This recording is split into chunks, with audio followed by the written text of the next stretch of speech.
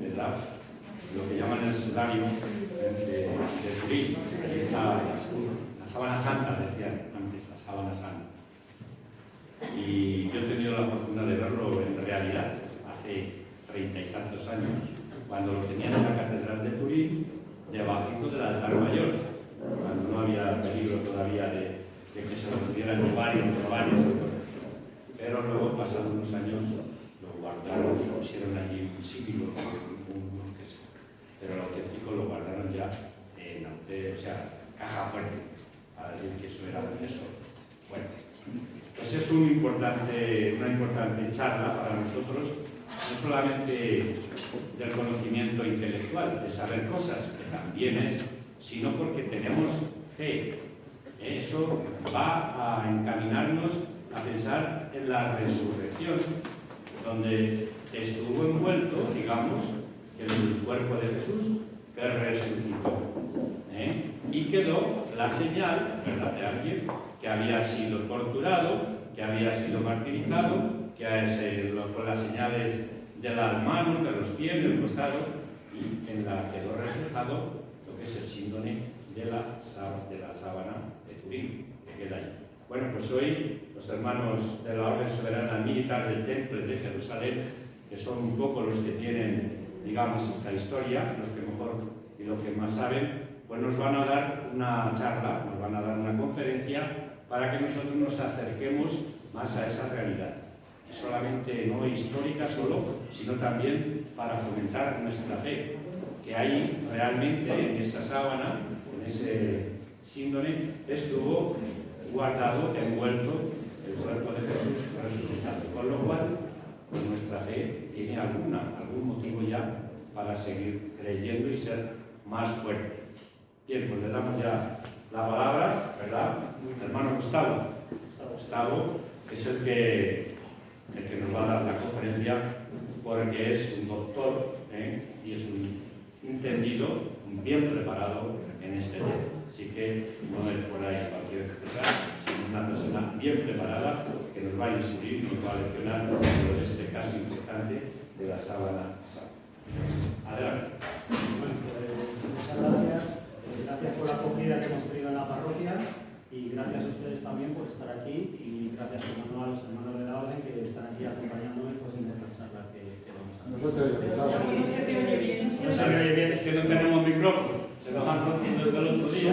Subo un poquito la voz, por lo menos hasta que se me oiga.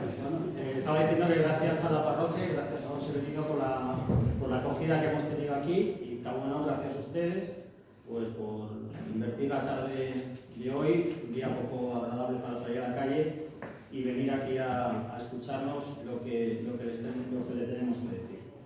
Bueno, la idea de estas jornadas, de estas ponencias, surgió a raíz de una exposición que organizamos desde la Orden Soberana Militar del Temple de Jerusalén, concretamente en la Encomienda de Madrid, en la Colegiata de San Isidro.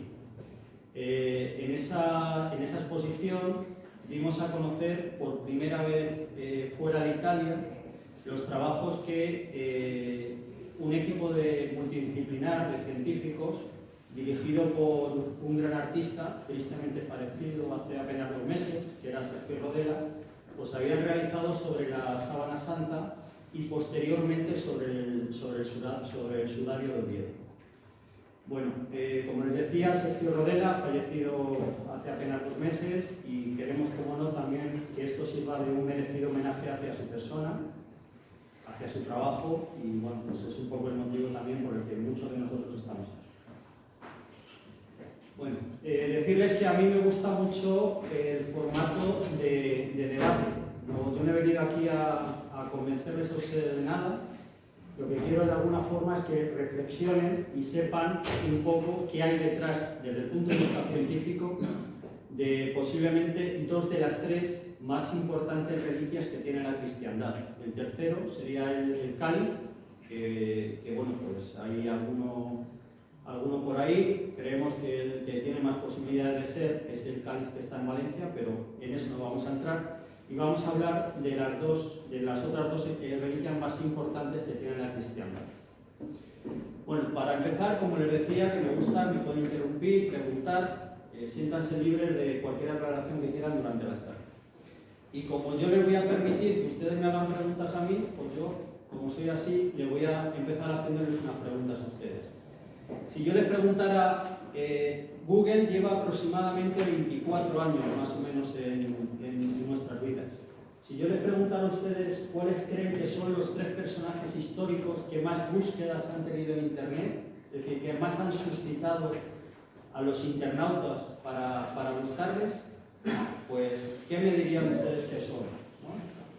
Bueno, pues los 3 personajes más famosos, o sea, que más búsquedas han tenido, uno es Jesús de Nazaret, en primer lugar, el segundo es Napoleón Bonaparte y el tercero es William Shakespeare.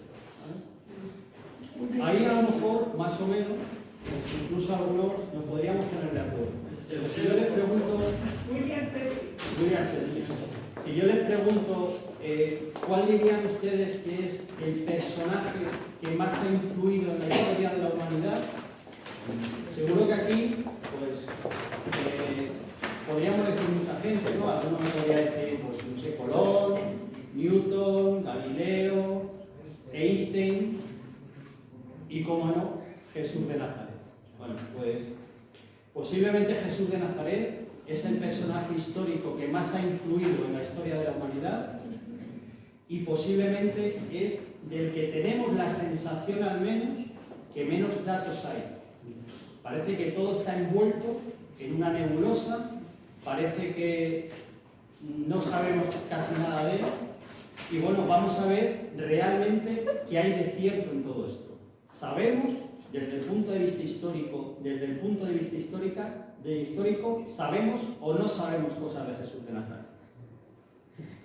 Bueno, pues para ello vamos a empezar con este libro, que es un libro escrito por Vittorio Messori, que habló sobre las hipótesis de Jesús. Este señor lo que hizo fue una labor de investigación y juntó en un libro todas las hipótesis que se habían hecho sobre la figura de Jesús de Nazaret. Básicamente podemos agrupar las hipótesis sobre Jesús de Nazaret en 4 grupos, o en 3 grupos y un subgrupo. Lo que podríamos hablar, la hipótesis negacionista, es decir, esa idea que tristemente cada vez está más difundida de que esto es un rollo que se inventó la Iglesia Católica, con perdón, padre. No, sí, los rollos no, sí. Esto es un rollo que se inventó la Iglesia Católica para vivir del cuento, que entiendo que esto ya saben ustedes que hay mucha gente que lo dice. Luego hay una hipótesis crítica. La hipótesis crítica lo que dice es que Jesús de Nazaret fue un personaje político del siglo I que lo que hacía era luchar contra el yugo romano y que en esa lucha contra el yugo romano pues fue condenado por un delito de sedición, fue crucificado y posteriormente sus seguidores lo que hicieron fue divinizarlo. Eso sería la hipótesis crítica. Y hay una hipótesis mítica, que es, existía un mito anterior, que es el mito de Osiris, y en el paso de la historia lo que le cambiaron era el nombre de Osiris por el nombre de Jesús de Nazaret. Y por último, pues tendríamos lo que se denomina la hipótesis de fe, es decir, lo que dice el Evangelio es cierto, y Jesús existió y era Hijo de Dios. Bueno, pues vamos a ver en todas estas qué es lo que realmente la ciencia o hasta dónde podemos llegar con la ciencia. Bueno, la hipótesis de fe, tristemente, está vinculada al fanatismo, ¿vale? Estamos hartos todos de escuchar a todas horas que nos dicen, hombre, tú puedes decir lo que quieras, pero es que la religión, o tú puedes decir lo que quieras, pero la ciencia dice otra cosa. Eso es la idea. Parece ser que todos los que creemos o tenemos una fe, pues parece que somos fanáticos, que no pensamos y que simplemente pues, nos guiamos como burros detrás de una idea. Y vamos a ver qué hay de cierto o no hay de cierto de esto. Bueno, ¿en qué se basa esa hipótesis de llamarnos fanáticos a todos nosotros, ¿no? Bueno, pues lo primero es que nos dicen, bueno, es que Jesús ni siquiera sabéis dónde nació, ni siquiera sabéis cuándo nació. el lugar de nacimiento. Además, no hay cadáver. Es decir, os habéis inventado un rollo. ¿Pero qué está hablando? Os inventáis un rollo y decís que el cadáver no había aparecido. Bueno, pues vamos a ver con una reconstrucción, lo que en derecho se llama pruebas de cargo, podemos hablar realmente de que existe base científica para demostrar que realmente existió Jesús de Nazaret. Bueno, en lo primero que nos vamos a fijar es en lo que se denomina fuentes no cristianas. Vamos a ver qué es lo que dicen las fuentes no cristianas de Jesús de Nazaret. Bueno, hemos hecho una labor de investigación para ver cuáles son los escritos originales que nos han llegado en el siglo I, del siglo I, todos los escritos originales que nos han llegado y en cuáles de esos escritos se habla de la figura de Nazaret. Bueno, pues aquí tienen, estos son, si no los he contado mal, los 17 escritos que han llegado a fecha de hoy y que nos hablan de la historia de Roma. De estos 17 escritos, hay algunos que hablan de agricultura, hay otros que hablan de historia natural, pero vamos a ver de cuáles de estos escritos son realmente de historiadores y vamos a ver de esos historiadores cuáles hablan de Jesús de Nazaret. Bueno, el primer libro escrito que nos llega, que es histórico, que habla de historia, es una historia de Roma que se escribió en el año 30 por Venius Paterculus. ¿Este señor habla de Jesús? No. ¿Por qué no habla de Jesús? Pues básicamente porque fue publicada en el año 30 y es poco probable que en el año 30 en Roma se hablara de la figura de Jesús de Nazaret. No hay posibilidad de que hubiera llegado la imagen, o sea, la figura de Jesús de Nazaret hasta Roma en el año 30. El segundo autor que nos habla de historia es Quintus Curtius, que publica una historia de Alejandro Magno. Hombre, pues tampoco tiene por qué hablar de Jesús de Nazaret, ¿verdad? Porque si habla de Alejandro Magno, pues no tiene vinculación alguna. El tercer autor que nos puede aparecer que es historiador es Tácito. Y Tácito sí nos habla de Jesús en un libro que se llama Anales.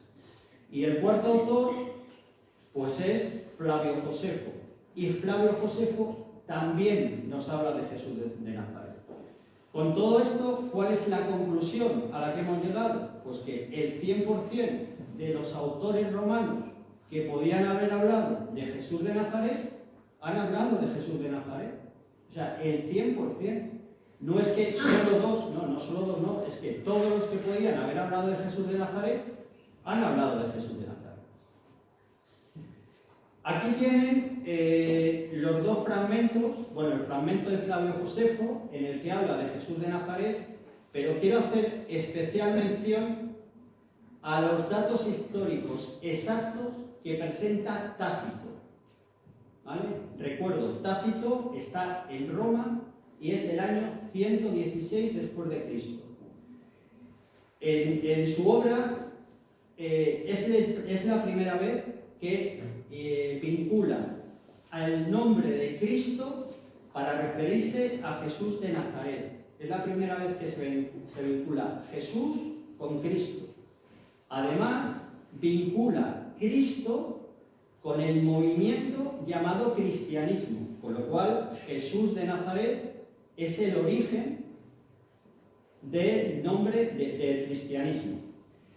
Además, habla en su obra que fue ejecutado por el gobernador romano de Judea. Esto nos ayuda a datarlo en el tiempo, ¿de acuerdo? Y por final dice que el tiempo de su muerte fue durante el gobierno de Poncio Pilato, durante el reinado de Tiberio. Bueno, esto, no sé si ustedes lo saben, nos ha llevado a la conclusión de creemos que hay una diferencia de tiempo a la hora de calcular. Cuando calcularon el nacimiento de Jesús, lo situaron en el año 1, creemos que se equivocaron en el entorno de 5 años, es decir, que Jesús de Nazaret debió nacer en el año -5 de la propia era, que había un error de cálculo. Lo que sí que tenemos prácticamente más claro es la fecha de su muerte, ¿vale?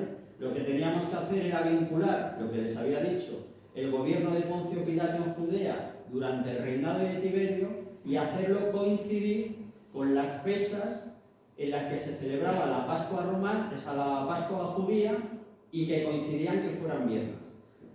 Eso nos lleva a 2 años posibles, que sería el año 30 o el año 34. El año 34, como Jesús nació en el año -5, nos llevaría a que tendría aproximadamente 38 o 39 años de edad. Creemos que era una fecha muy tardía, por lo cual situamos la fecha de Jesús, el año de la muerte de Jesús, en el año 30.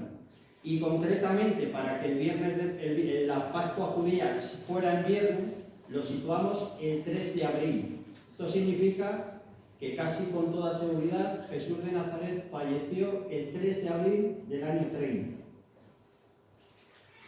Aquí tienen ustedes otros testimonios que aparecen y que hablan de Jesús de Nazaret y que no tienen nada que ver con el cristianismo, ¿de acuerdo? Plinio el Joven, Suetonio, hay referencias en el Talmud, es decir, existe multitud de documentos que no tienen nada que ver con el mundo cristiano y que hablan de la figura de Jesús de Nazaret, ¿de acuerdo? Hay un autor, profesor de Cambridge, que es Frederick Brooks, que en su libro, Son fidedignos los documentos del Nuevo Testamento, sostiene que para un historiador imparcial discutir la historicidad de Cristo es tan axiomática como la historicidad de Julio César, o lo que es lo contrario. Dice que negar la existencia o la historicidad de Jesús sería una barbaridad como negar la existencia de Julio César o de Napoleón Bonaparte. Bueno, vámonos a lo que podemos llamar testimonios cristianos. ¿Cuál es la evolución de esos testimonios cristianos? Bueno, pues en la primera etapa lo que debería de existir o lo que debe existir simplemente en la vida de Jesús es su predicación. Hay una segunda etapa que sería la predicación oral de los discípulos. Y por último sería la redacción escrita de los evangelios. Esto es lo lógico que debería haber pasado, ¿verdad? Pues vamos a ver cómo posicionamos eso, cómo somos capaces de datar eso en el tiempo. Lo primero, el primer documento que nos aparece, hay un escrito hebreo por Mateo de Siria, que está datado aproximadamente en el año 40, es decir, si decíamos que Jesús de Nazaret sabemos que falleció el 3 de abril del año 30, apenas 10 años después aparecen unas frases escritas por Mateo en Siria que pone por escrito frases de Jesús de Nazaret.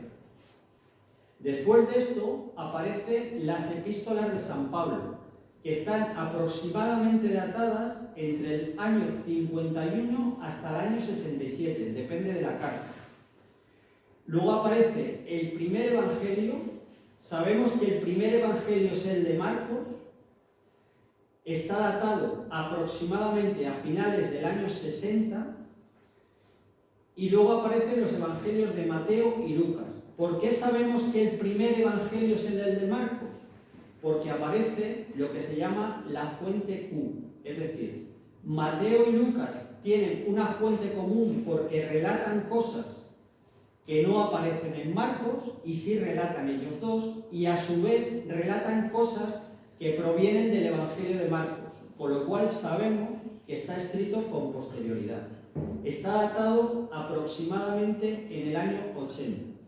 Y por último tenemos el tercer evangelio, que es el Evangelio de Juan, que estaría aproximadamente datado en los años 90, ¿de acuerdo?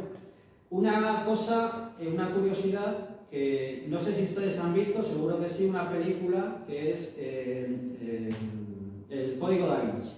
En el Código Da Vinci hablan de la fuente Q y hablan de que es un enigma y que la Iglesia católica no la reconoce y lo esconde y no sé qué. La fuente Q es de todos conocidos, es absolutamente una barbaridad que se ha inventado el autor, porque es de todos conocidos y lo reconoce perfectamente la Iglesia y cualquier investigador de la historia bíblica.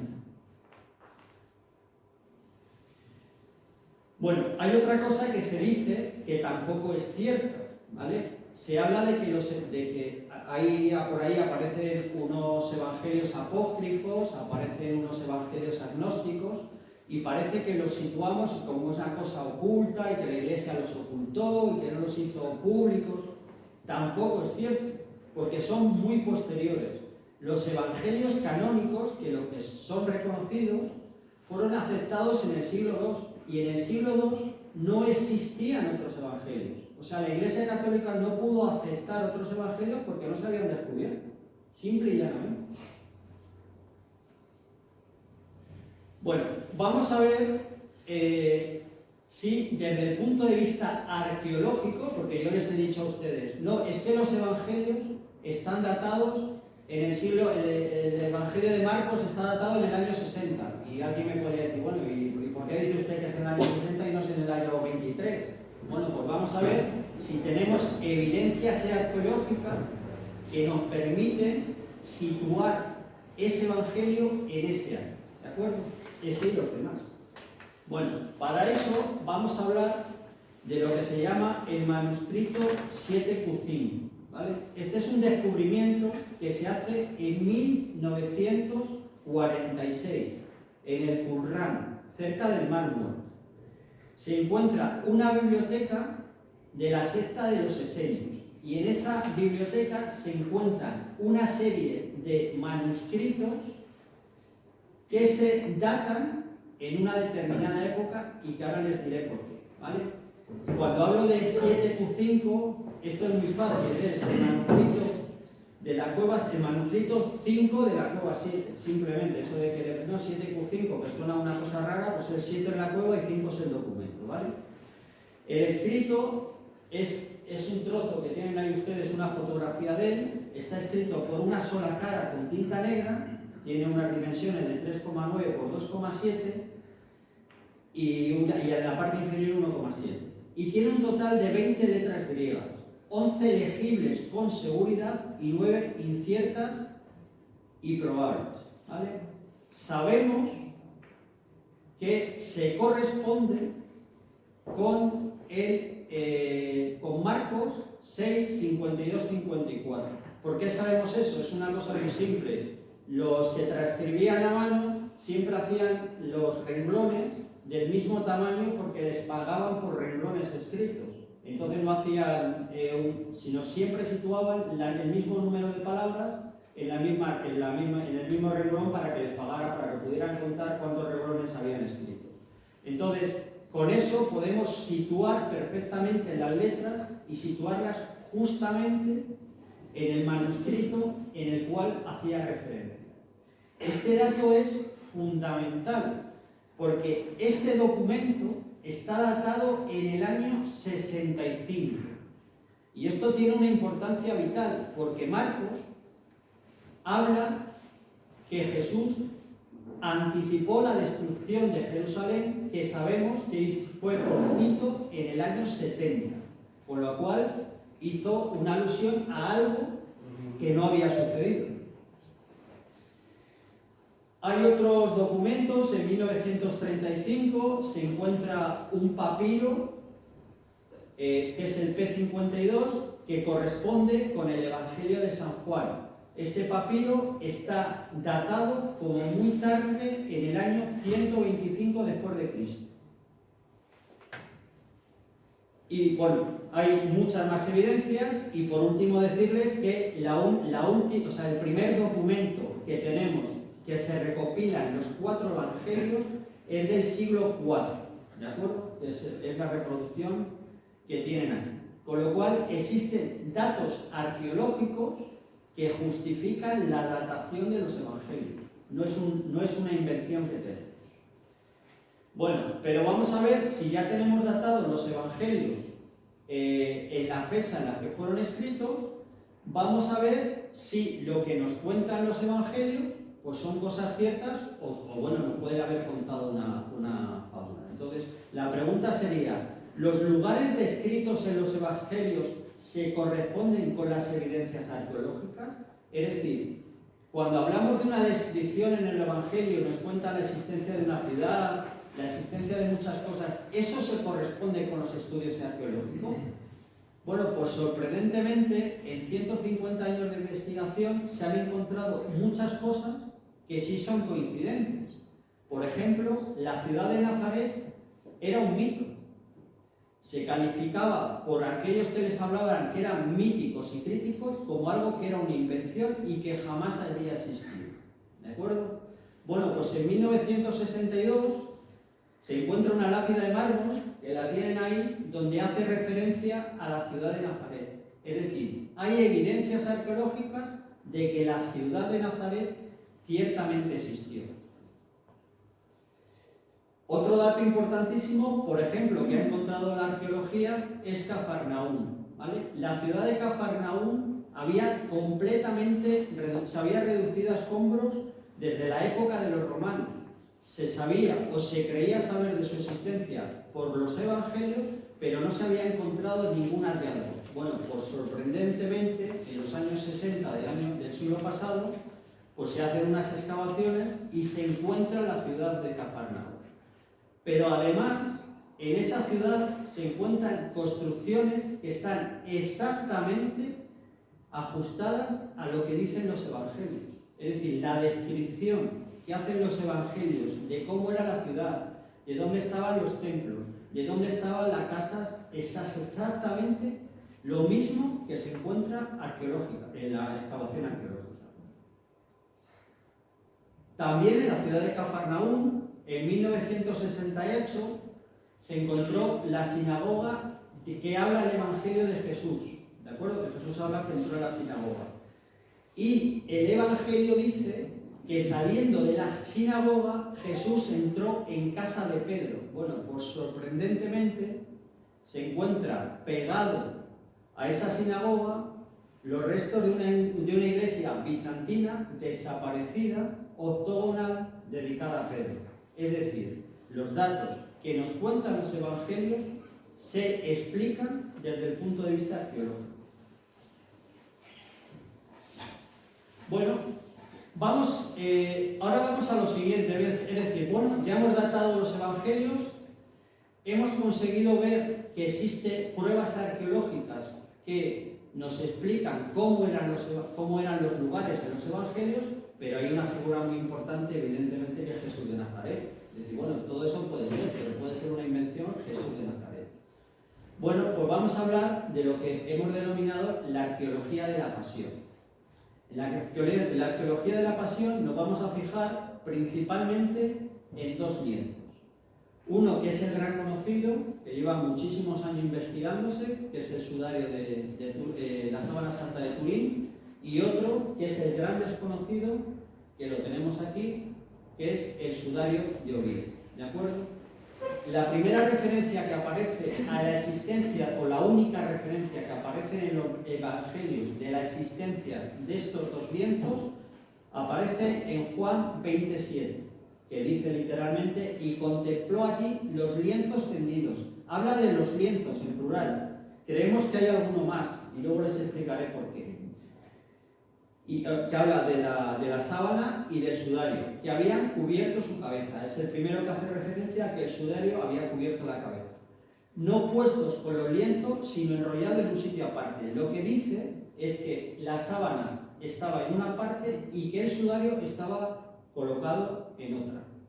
La idea, la representación de la posición que según eso deberían de tener los lienzos, es la que tienen ustedes ahí. Ahora explicaremos por qué es todo esto.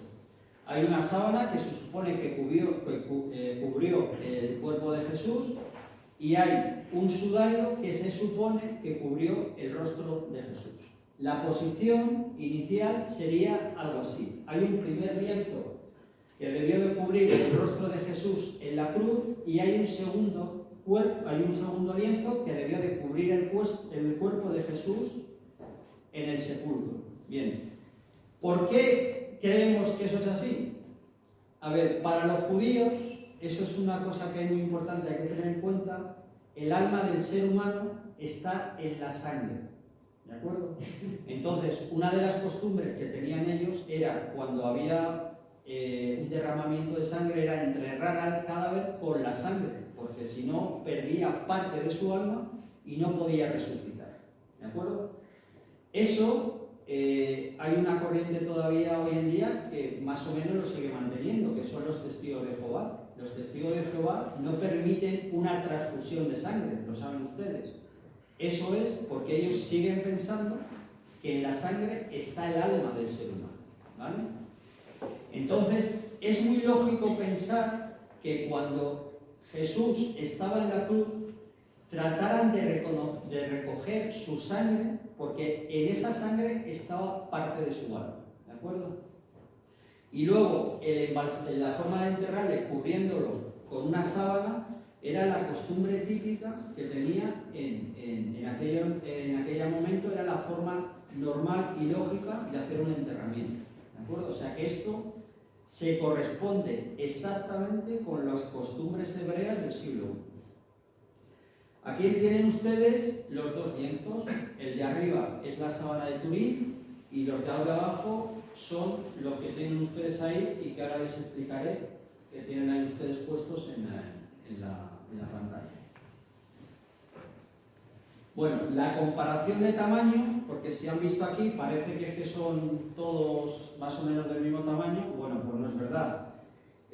La sábana de Turín pues tiene ese tamaño, son 4,20 metros aproximadamente de longitud, y lo que le correspondería al sudario es la parte más o menos que tienen, esa es la proporción a escala que tienen del sudario, ¿vale?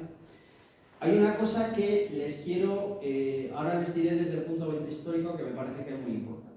Bueno, ¿qué sabemos de las dos reliquias, de estas dos reliquias, en el recorrido histórico? Bueno, pues sabemos que las dos han tenido suponiendo que hubieran estado en el siglo I en Jerusalén, pues han tenido una trayectoria histórica completamente diferente. El sudario de Oviedo estuvo en Jerusalén, suponemos que estuvo en Jerusalén, entendemos que pasó por Alejandría, de Alejandría entró en Cartagena en el año 614, ya hay documentación que acredita eso, tenemos documentación histórica que habla de la llegada del sudario a Cartagena, de ahí pasó por Sevilla, de Sevilla subió a Toledo, estuvo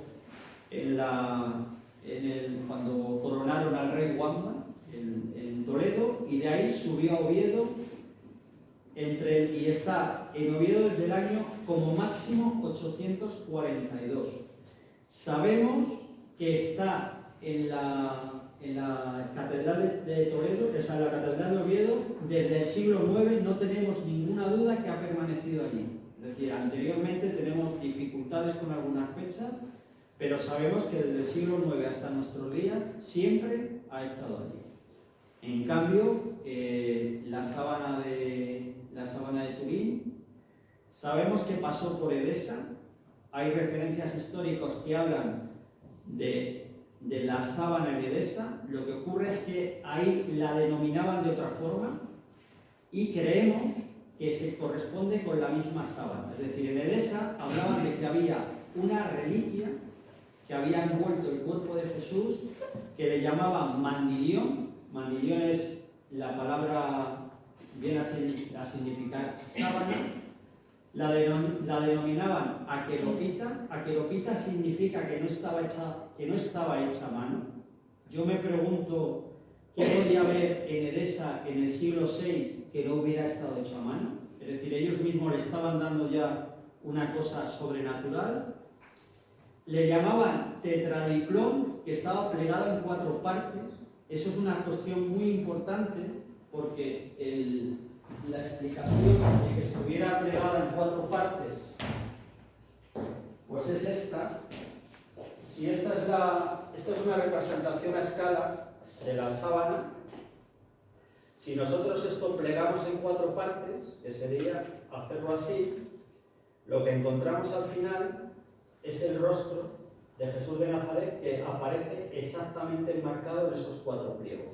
Aquí no se ve muy bien porque es la figura es el negativo de la foto, pero para que lo entiendan, esto es lo mismo, lo único que he posicionado, he pintado el rostro para que se entienda bien cómo está. Si esto lo plegamos en 4 partes, Lo que aparece exactamente es el pliego, y este es el motivo porque lo llamaban tetradiplón.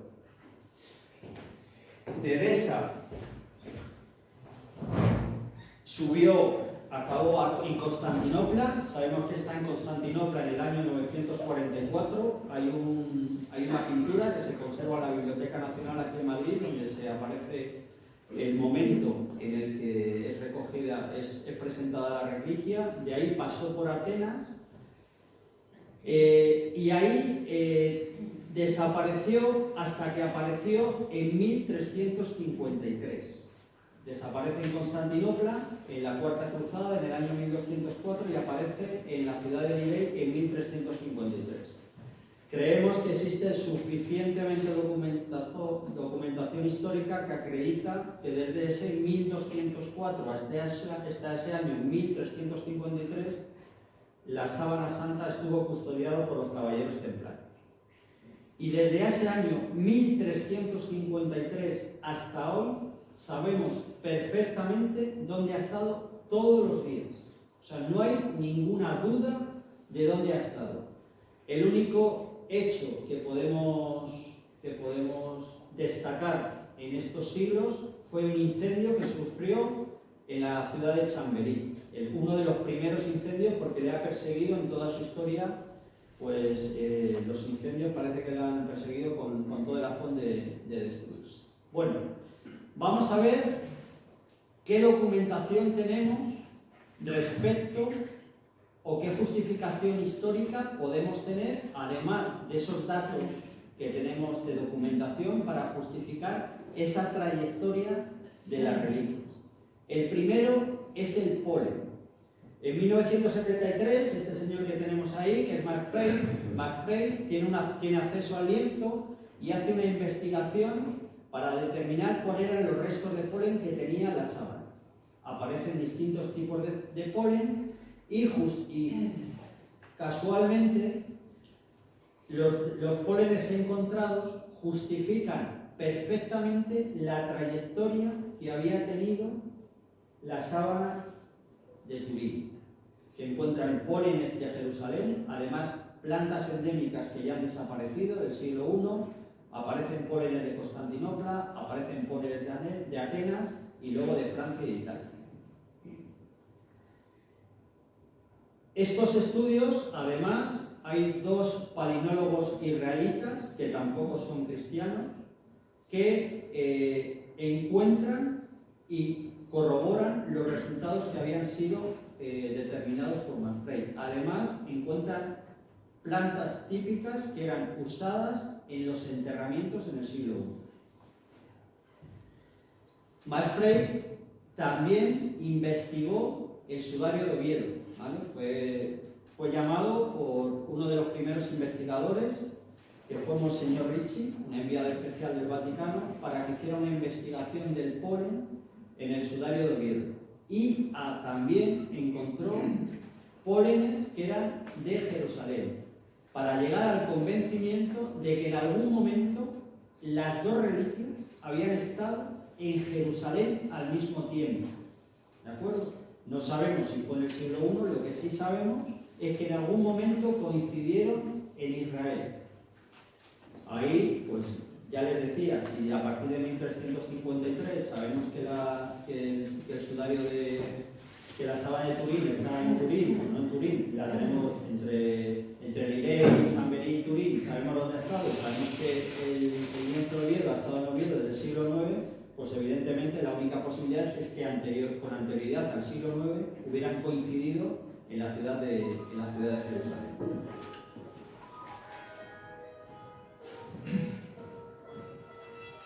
Lo que decía, aparecen. Vamos a otro dato que es importante. ¿Cuáles son las muestras de tejido de la síndrome? La sábana santa tiene una calidad excepcional. El sudario de Oviedo no la tiene, es una tela que es muy mala, o sea, de muy mala calidad. La síndrome era digna de la indumentaria de un sumo sacerdote y la otra pues era un pañolón pues, de una persona muy pobre. Hay que tener en cuenta una cosa que también es muy importante. Aparecen fibras de algodón de origen hindú, pues, probablemente. y que sabemos que eran utilizadas en el siglo I en Palestina. Sin embargo, el algodón no es introducido en Europa hasta el siglo XV. Es decir, existen pocas probabilidades de que esa sábana no hubiera venido de Palestina. Además fue, bueno, lo de menos, fue hecha a mano con una textura denominada en espina. El sudario, por su al revés, tiene un tejido en forma de S, ¿de acuerdo? Y ahora les voy a explicar detenidamente parte de las manchas que les aparecen en el sudario. Bueno, cuando hay un cadáver, aparecen 5 signos cadavéricos, que los tienen ahí, que es el rigor mortis, el cuerpo se queda con rigidez cadavérica, el rigor mortis, que es un cambio de color, aparecen hematomas, el albor mortis, que es un enfriamiento del cuerpo, el cuerpo se enfría hasta que alcanza la temperatura del medio ambiente, el albor, que es la palidez, y la putrefacción es que acaba pudriéndose o heriendo mal. El único signo cadavérico que tenemos, tanto en el sudario como en la sábana, es el rigor mortis. Los demás no aparece ningún signo cadavérico. Y bueno, vamos a hablarles del sudario de Oviedo. Bueno, el sudario de Oviedo, voy a pasar por el medio, es esto que tenemos aquí. Esto es la parte posterior y esta es la parte anterior. ¿Por qué llamamos que esto la parte anterior y esta la parte posterior? Eso simplemente es que cuando se inició la investigación del sudario, lo que se presentaba a la gente era esta parte, entonces le llamaron anterior porque esta es la que estaba oculta. Simple y llanamente, para que lo entiendan, es muy sencillo. Esto es más o menos el tamaño que tenemos ahí, pues esto sería una parte y esto es la parte de atrás, ¿de acuerdo? Una es la parte de delante y otra es la parte de atrás. Aquí aparece un trocito que no está. Este trocito se lo llevó Monseñor Ricci cuando vino a hacer la investigación en el año 1978, pues se llevó este trocito de la tela para hacer la investigación en rojo. Con lo cual, en un lado está en aquel lado y en otro lado está en este. Permite, Gustavo, no se llevó el sudario porque no lo pidió, ¿eh? Si no se lo habían dado, no sabían lo que tenían, ¿eh? Bueno, entonces, aparentemente, en contra de lo que aparece en la Sábana Santa, que la Sábana Santa sí que la vemos y parece que nos dicen cosas, aquí realmente da la sensación de que es un trapo sucio, con restos de sangre, de tal y cual, pero realmente no encontramos mucha información. Bueno, pues van a ver que el sudario tiene muchísima información y voy a tratar de explicarse. Bueno, lo primero que encontró fue unas manchas principales, las tienen ustedes ahí más o menos delimitadas, las manchas que tienen en la proyección. Las manchas principales serían estas que están aquí, estas que están aquí. Yo les voy a hablar de 4 o 5 manchas, prácticamente se encuentran justificadas todas, pero es un poco para que esto no nos lleve aquí hasta mañana a las 6 de la mañana. Entonces, les voy a explicar cómo estaba colocado y qué significa cada una de las manchas. ¿De acuerdo? Bueno, lo primero que encontramos es que hay una mancha de simetría. Luego, cuando termine la charla, si quieren ustedes, se acercan y verán que lo que les voy a decir es verdad. Aquí, justamente, hay una marca de simetría, que es esta de aquí. Esto significa que en algún momento el sudario estuvo doblado en esa posición. ¿De acuerdo? Si nosotros marcamos esa franja de simetría, que es la que tienen ustedes ahí, aparece una mancha a este lado y una mancha a este otro lado. Bien. Entonces, si plegamos bajo ese pliegue de simetría el lienzo, nos encontramos, a ver si soy capaz de darle a lo de arriba.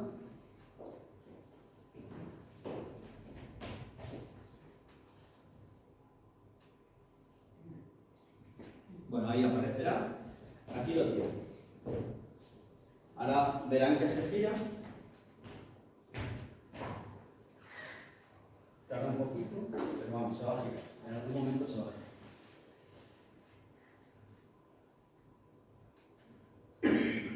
Entonces, si giramos esto, nos damos cuenta, de la imagen que tienen abajo, que las manchas se han producido por capilaridad.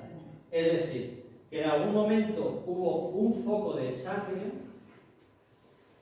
que manchó la parte de abajo del sudario y que por capilaridad lo que hizo fue impregnar todo el resto de la tela.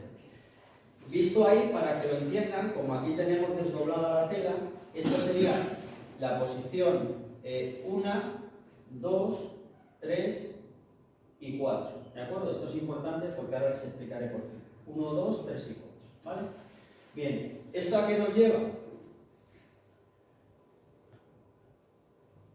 Además, aquí se encuentra, cuando se hace el estudio de la sábana y del sudario, lo miran al microscopio, aquí encuentran, que también luego lo pueden ver después, una serie de puntos que aparecen agujeros, son lo que tienen ustedes abajo, y además aparecen con restos de hilo de algodón.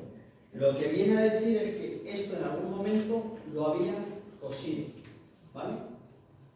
Entonces, la hipótesis que se formula es que en algún momento la tela estuvo cosida en la parte de atrás del rostro, cubrió el rostro en esta posición y el pliego, que yo les decía al principio que tenía,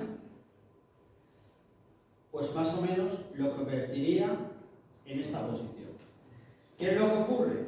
Como se produce una salida de sangre, lo que hace es que impregna la parte de abajo de la tela, la parte esta y la parte de arriba. Esto es justamente lo que tenemos aquí. Esto es la parte que está en contacto con la nariz. Esta es la parte de atrás. Esta sería la primera parte de aquí. Y por último, esta sería la parte de arriba. Los agujeros que tenemos aquí con restos de algodón, de hilo de algodón, lo que hacen es que cosen a la parte de atrás del cabello, coinciden exactamente con la parte de atrás del cabello y con la parte de adelante de la barba. Es decir, lo que viene a decir los hallazgos es que esto en algún momento estuvo cosido al cabello y estuvo cosido a la barba. ¿De acuerdo? Bueno, ¿y por qué fue eso? Pues creemos que sabemos por qué fue.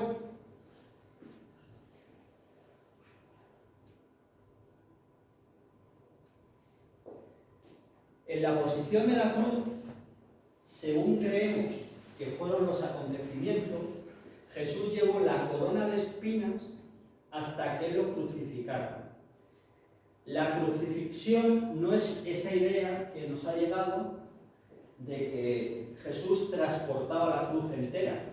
Lo que Jesús transportaba, y luego veremos por qué lo sabemos, lo veremos en la Sábana Santa, lo que transportaba era el travesaño donde él estaba amarrado. Y el palo vertical ya estaba clavado en el suelo. Entonces, cuando lo crucificaban, lo que hacían es que lo clavaban sobre el palo que ya estaba, el palo vertical que ya estaba colocado. Entonces, ¿qué es lo que entendemos que pasó aquí? Que él estando en la cruz y para descenderlo, le colocaron el paño. Como les decía, a la hora de descenderlo, si no le hubieran colocado ese paño, lo que hubiera hecho es que esos fluidos que estaba vertiendo por la nariz y por la boca hubieran caído sobre la persona que lo estaba bajando. Y eso para los judíos era poco menos que ellos entendían que eso era un sacrilegio. Entonces lo que hicieron fue atarle para descenderlo de la cruz. Una vez que estaba descendido, estaba en esta posición, le pongo, lo ato y me lo vuelvo. Cuando ya lo desclavo, puedo coger esta parte y taparle la cara entera. ¿De acuerdo? Lo de taparle la cara entera es una costumbre también judía. Lo seguimos haciendo hoy en día. Cuando hay un accidente de tráfico, lo primero que hacemos cuando hay un fallecido es taparle la cabeza. ¿De acuerdo? ¿Por qué sabemos que hay esta segunda posición? Porque hay manchas que se transmiten y que solo aparecen en esta parte del paño. Si hubieran sido todas las manchas producidas en la primera colocación que tuvo el paño, todas las manchas serían por capilaridad. Sin embargo, hay manchas por capilaridad que solo aparecen en estas dos zonas del trapo. Es decir, que hubo parte de las manchas de sangre que estaban en la zona de la oreja que solo aparecen en estas dos partes del trapo. ¿De acuerdo? Una vez en esta posición, le hicieron un nudo aquí arriba. ¿De acuerdo? ¿Por qué sabemos esto? Pues luego, si quieren, se acercan y verán que aquí arriba aparece una serie de pliegos que se corresponden con el nudo. Cuando nosotros hacemos la prueba con el nudo y hacemos un nudo aquí arriba, los pliegos que se producen en el lino se corresponden con los pliegos que aparecen aquí arriba. En esta posición lo bajan al suelo. ¿Por qué sabemos eso? Hay una primera mancha de sangre que tiene un sentido vertical y hacia abajo. ¿Por qué tiene ese sentido? Por la propia fuerza de la gravedad. Si yo estoy en esta situación y yo estoy echando sangre por nariz y boca, lo que estoy haciendo es manchando toda la parte de abajo. Sin embargo, aparecen, eso se ve mucho mejor aquí, luego si quieren lo ven, aparecen una serie de manchas que aparecen en la parte de arriba. Esas manchas solo se pueden producir si una vez que se desciende al suelo, la cabeza está por debajo de los pies, y lo que hace es que por la propia gravedad, lo que hace es que la sangre sube hacia arriba. Y esto es la mancha que pueden luego ver, ahí se ve mucho mejor, y si no pueden verla aquí en el paño que está aquí arriba. ¿De acuerdo? De esta forma, y en posición horizontal y con la cabeza boca abajo, lo trasladaron hacia el sepulcro. ¿Vale? ¿Por qué sabemos eso? Pues sabemos eso porque si se fijan aquí,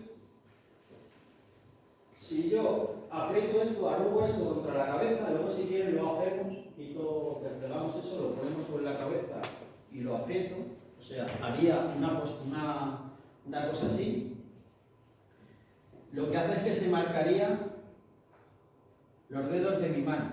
Bueno, pues casualmente, eso lo tenemos claramente aquí.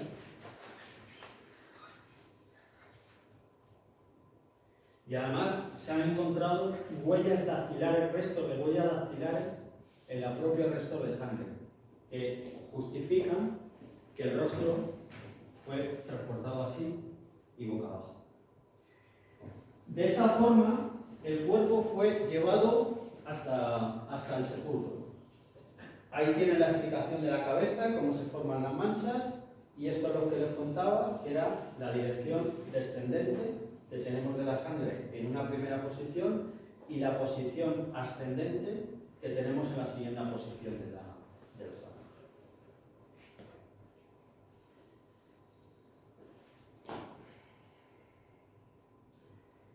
Además, sabemos que existieron diferentes posiciones de la mano. Además de esta posición que les digo que queda perfectamente demostrada aquí, se han encontrado huellas dactilares que justifican que hubo manos que trataron de tapar el vertido de sangre, es decir, que en un momento dado lo sujetaron así, trataron de evitar el vertido de sangre, que le taparon la nariz así. Todas esas posiciones de la mano son las diferentes posiciones que hay y que se han encontrado huellas dactilares que justifican cómo estuvieron sujetando el paño.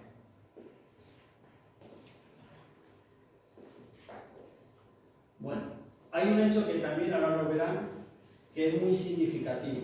Hay una mancha en la sábana santa, que es muy conocida, que es el épsilon, ese que se ve ahí, el número 3 invertido, ese que tenemos ahí arriba.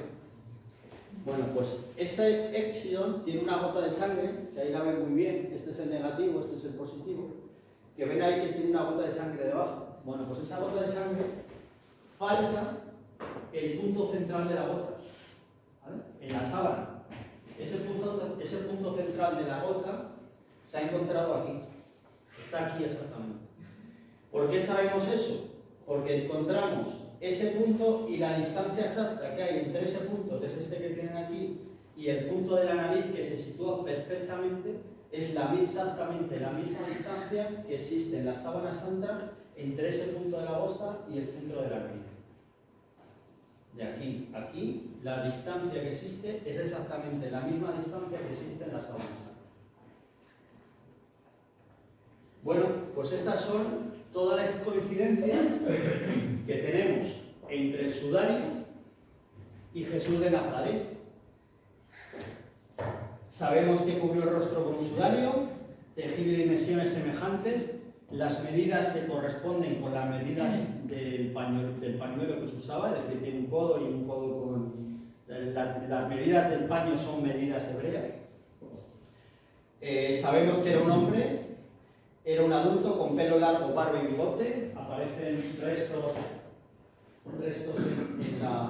en el sudario. Una cosa también, se ha encontrado en la parte que cubre justamente esta parte, se han encontrado restos de arena.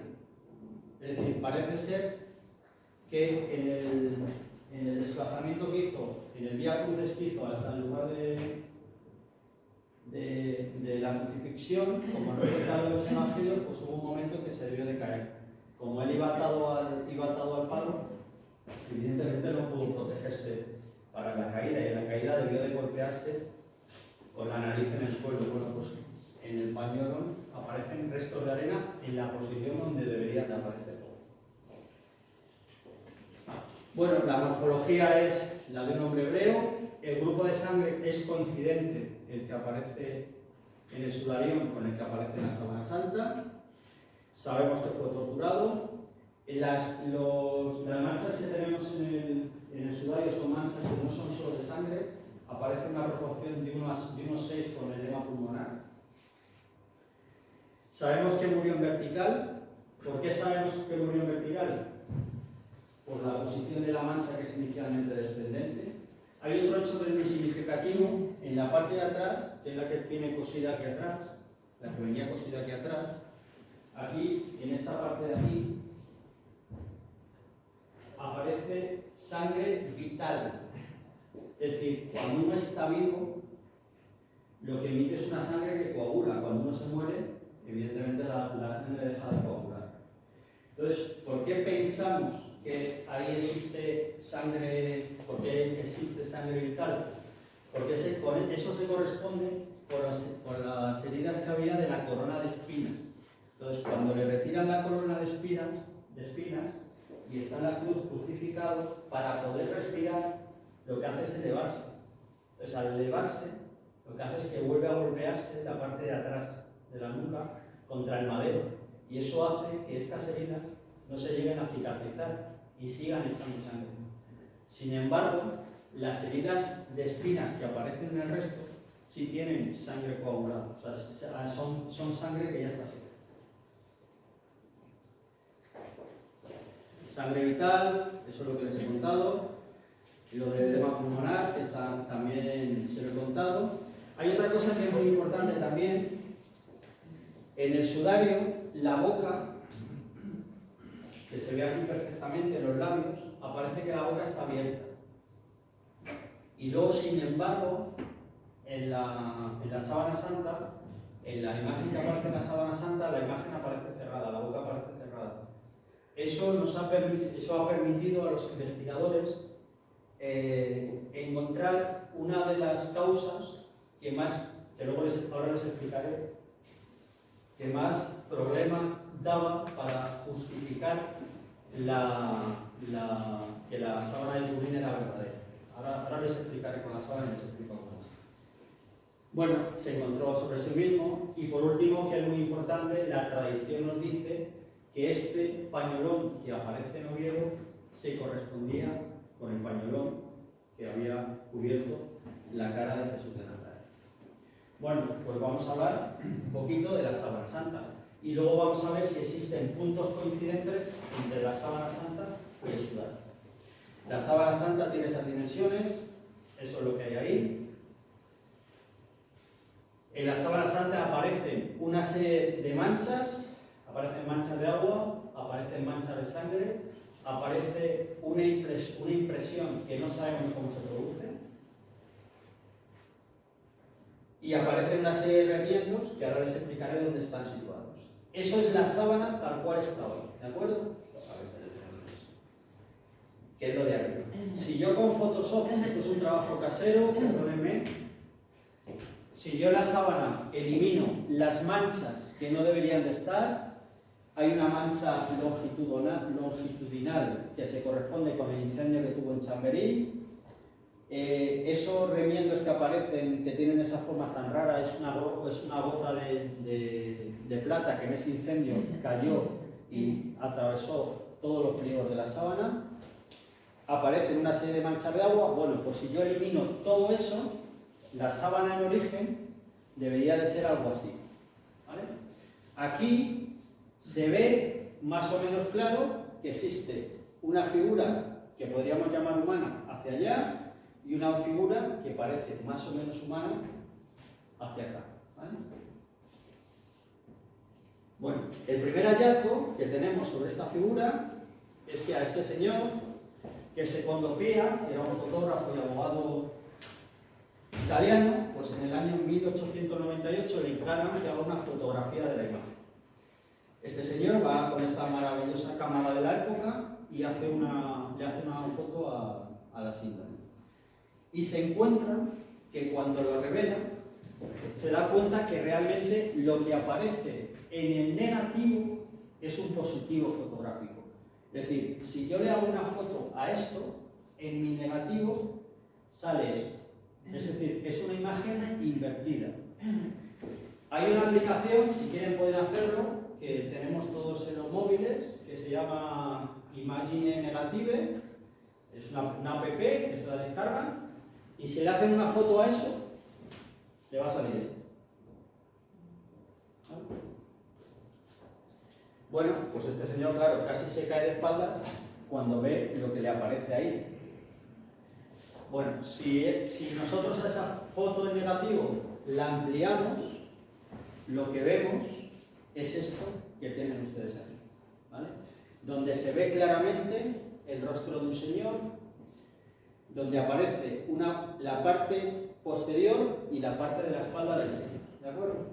Bueno, lo que les decía antes, que justificaba el tema de tener la boca abierta o la boca cerrada. Aquí aparece la boca cerrada y sin embargo en el sudario aparece la boca abierta. Esto significa que si yo cubro con la sábana en esta posición, es decir, como les he explicado, el sudario lo que hace es que envuelve la cara en este sentido, ¿de acuerdo? Y la sábana santa lo que hace es que la envuelve en este sentido, ¿correcto? Si yo envuelvo el cuerpo en este sentido, yo no tengo ningún punto de discontinuidad en toda la cabeza. Con lo cual no tiene ningún sentido que este punto de discontinuidad que tenemos aquí se hubiera producido. No existe una ruptura. Toda la sábana está en continuidad sobre el cuerpo. ¿De acuerdo? La boca, en un determinado momento, la cerraron y la cerraron con un pañuelo, que esto lo descubre Sergio Rodero, y lo que le hace es que le hacen un nudo en esta posición. Luego les ensayaré una foto. Aquí le hacen un nudo para cerrarle la boca. Entonces, al posicionar aquí un nudo, es lo que provoca que exista una discontinuidad en la imagen que tenemos en la sábana santa. Porque ya no hay un contacto. Aquí hay otra tela que evita que la imagen se forme por continuidad.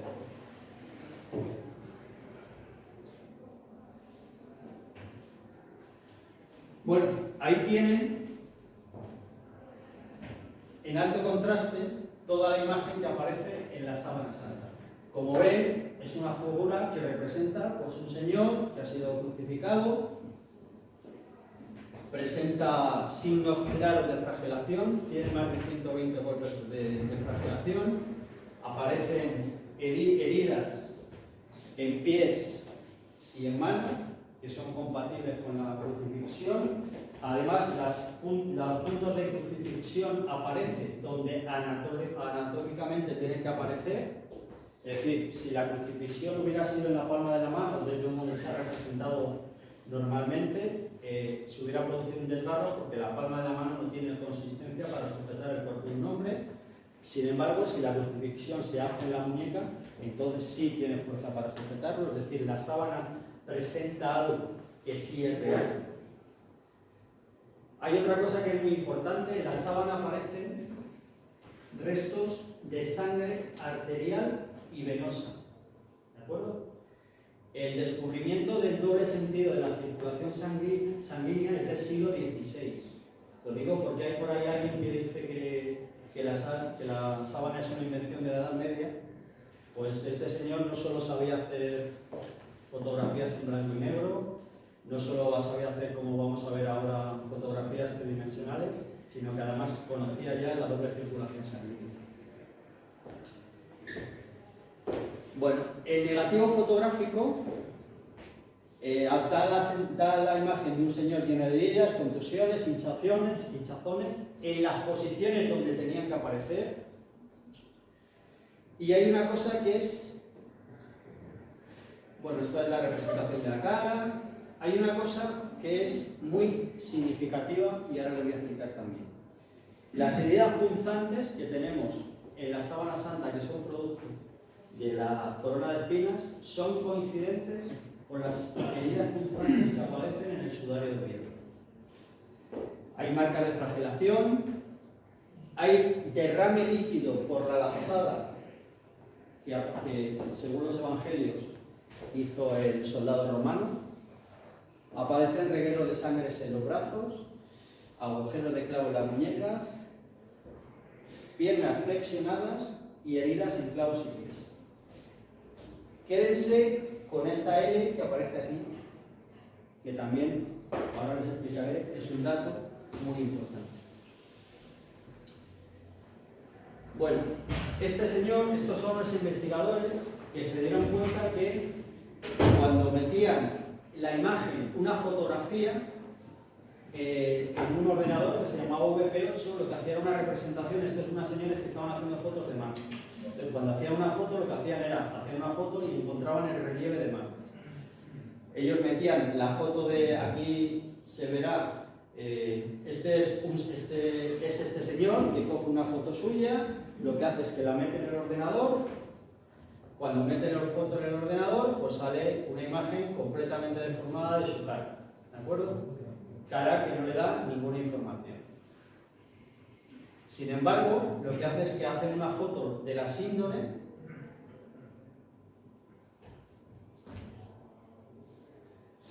y resulta que cuando hacen una foto de la síndrome se encuentran con que la imagen que sale, que produce ese ordenador, el VP8, es una imagen que es tridimensional, que la tienen ahí. Es decir, de alguna forma, esa imagen que está grabada en la síndrome, que se produce por degradación del tejido de lino, produce una imagen tridimensional. Aquí tienen la imagen tridimensional ampliada.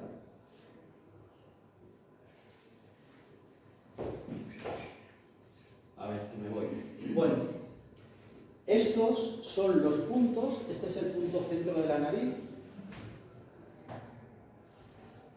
Este es el rostro de la sábana santa.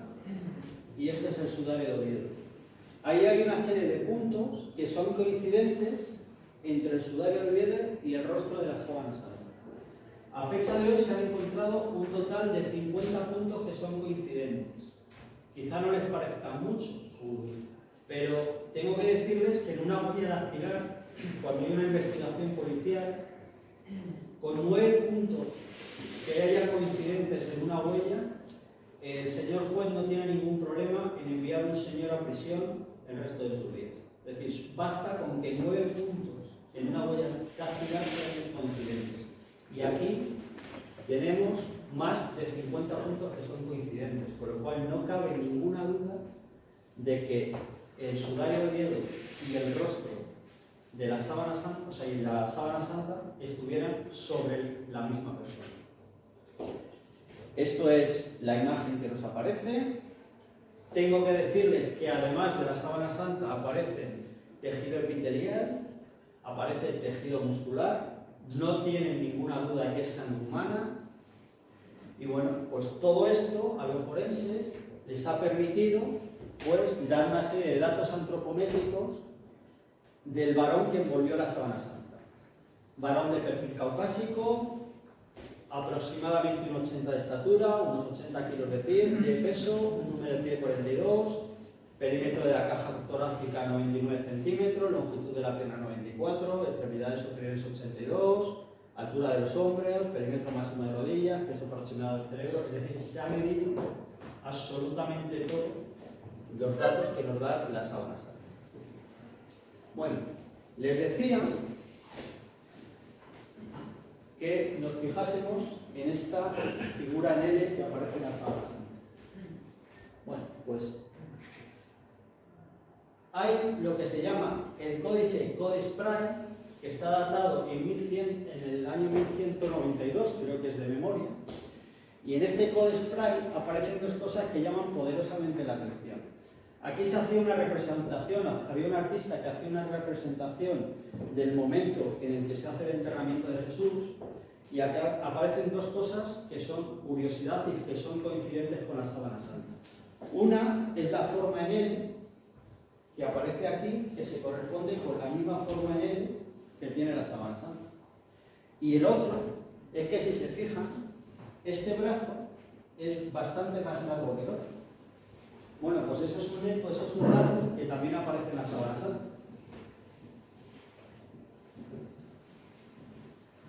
Bueno, y para terminar, pues vamos a hablar un poco del método de Rodela. Quiero que entiendan una cosa. Cuando nosotros en una imagen tenemos un blanco-negro y una figura tridimensional, desde el punto de vista de un escultor, lo que tenemos es un molde. Y con ese molde lo que podemos hacer es una representación de la figura que había envuelto ese molde. Y es lo que ha hecho Sergio Rodela. Bueno, lo que decía, partía de una signo en el que tenía datos en positivo y negativo, donde podíamos ver estructuras esqueléticas, musculares y posturales, ¿vale? Unas más claras y otras más oscuras. ¿De acuerdo?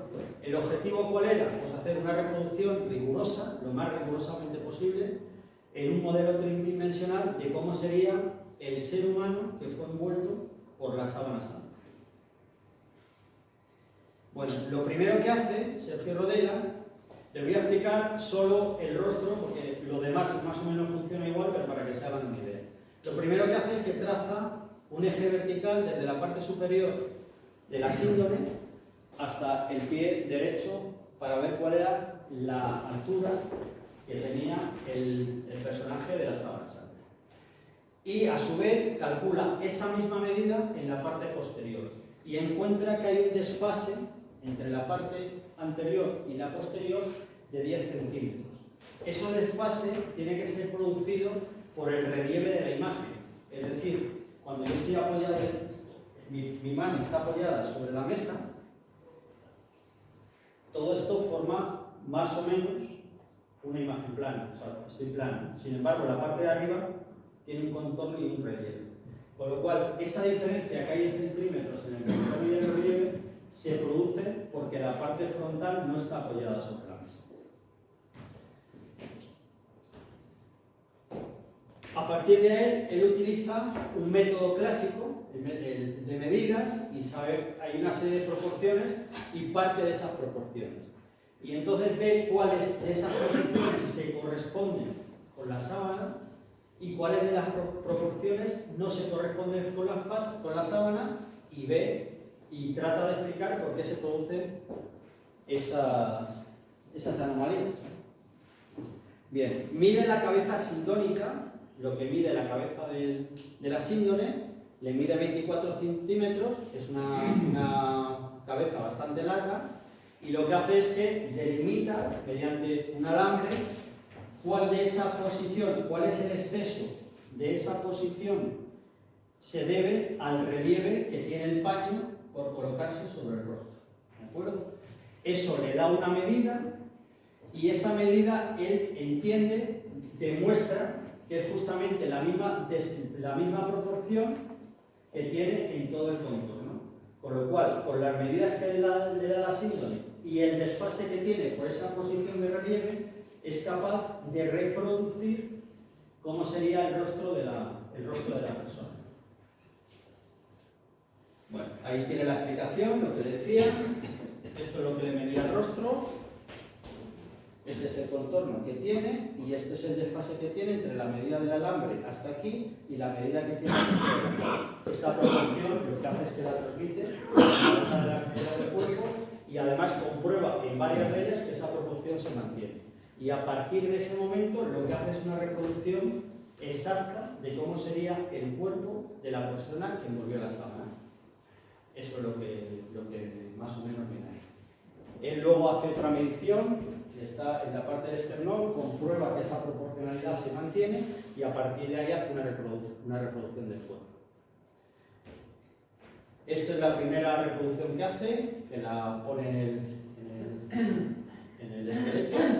Y luego a partir de ahí lo que va haciendo es que va colocando la sábana santa hasta que consigue que cualquier cosa que no era capaz de justificar, es decir, porque había una diferencia entre la mancha que producía la sábana con el rostro que estaba haciendo, lo que va haciendo es eliminando esas diferencias hasta que consigue dejar todo por debajo de 1 centímetro. Es decir, es capaz de colocar la sábana y la imagen que le produce la sangre, o sea, la sangre que emite ese cuerpo es exactamente la misma que se produce en la sábana.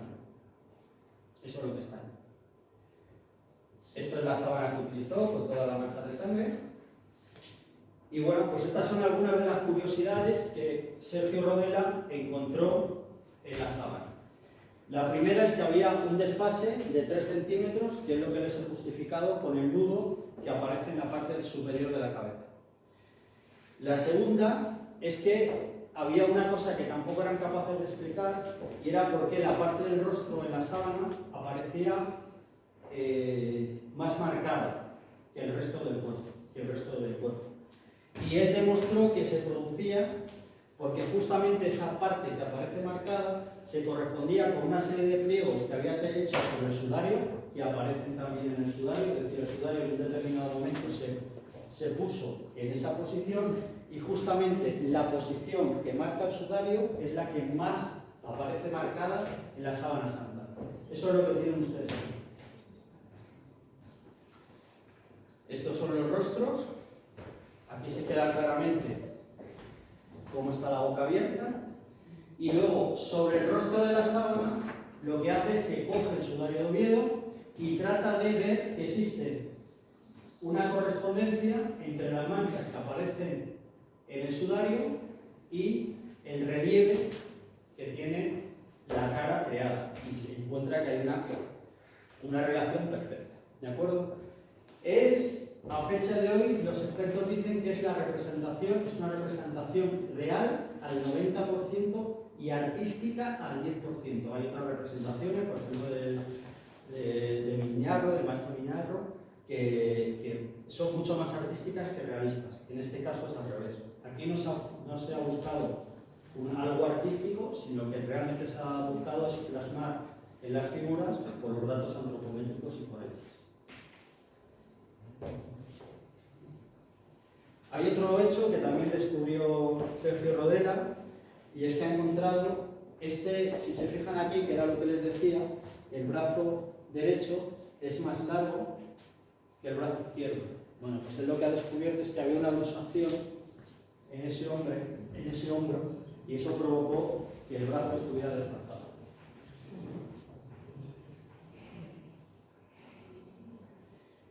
Y esto es Lo que no tenemos aquí, que está en el Museo de los Papas. Esto era la figura que estuvimos exponiendo en la colegiata de San Isidro y que era la representación. Aquí tenemos los rostros con los cuales trabajó, pero esa era la figura real que él había creado. Bueno, decirles que a fecha de hoy no podemos saber si esta figura es la representación real del hombre que posiblemente más influyente haya sido en la historia de la humanidad. Desgraciadamente no lo podemos saber. A lo mejor simplemente es una escultura con cierto valor artístico y realizada por un hermano. Lo que sí tenemos claro, y creo que hemos sido capaces de demostrar en la tarde de hoy, es que la ciencia y la religión no tienen por qué estar enfrentadas. Pueden caminar juntos.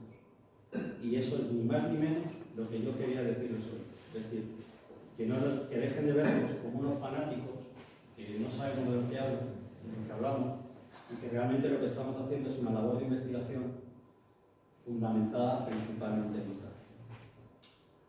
Si tienen ustedes alguna pregunta, pues encantado. Este cura, que no fue corona de espina, sino que fue un casco lo que llevó. ¿Se puede tratar eso? ¿Se puede? ¿Se puede comprobar? Sí. Sí. Sí.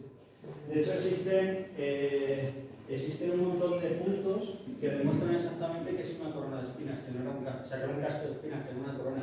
Es más, en París, eso es una de las últimas investigaciones, yo la leí la semana pasada, porque lo que hay en París es un aro, no sé si lo han visto, es un aro que se supone que era la corona de Jesús, o sea, no era un casco, sino era un aro, y no tiene ninguna espina, pues por las medidas que tiene, se corresponde exactamente con lo que se representaría un casco de espinas sujeto por ese aro.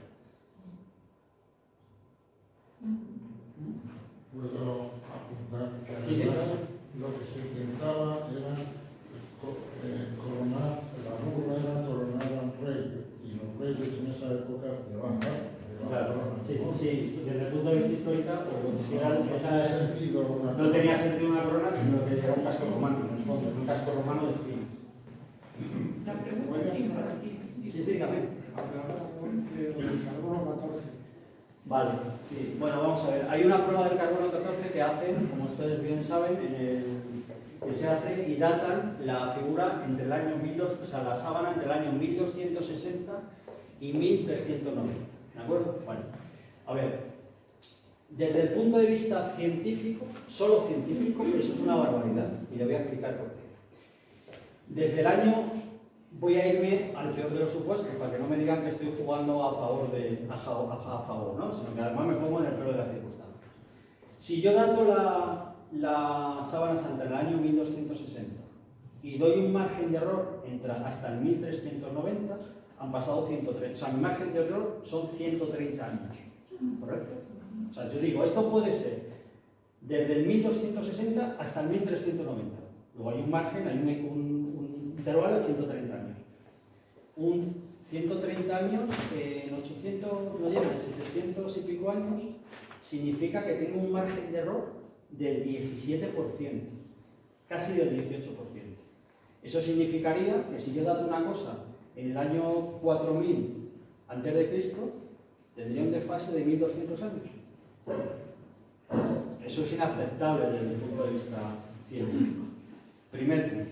Segundo punto. Se ha demostrado que el propio creador del método de datación del carbono 14, que fue premio Nobel por el método de datación del acelerador de partículas, él mismo dijo que la forma de datación que se había hecho de la sábana santa no era correcta y que no había sido limpiada y que tenía contaminación que no permitía validar esos datos. Y por último, que yo creo que es el método más concluyente, hay un investigador que hace aproximadamente 25 años hizo una prueba que fue la siguiente, que es concluyente. Cogió un trozo de lienzo de una sábana que estaba datada que se creía que era más o menos de la época de unos siglos antes de Jesús de Nazaret. La mandó datar, la dataron por el método del carbono 14 y se fue fechada en 2 siglos antes, es decir, en 200 años antes de Cristo. Ese señor cogió ese trozo de tela y le hizo las quemaduras, una reproducción de las quemaduras que había sufrido la sábana santa en Chamberí. Y volvió a mandar datar ese trozo de tela. Y lo dataron en el año 400 después de Cristo. O sea, demostró que al provocar un incendio sobre ese trozo de tela, la tela rejuvenecía 600 años. Eso es conclusión.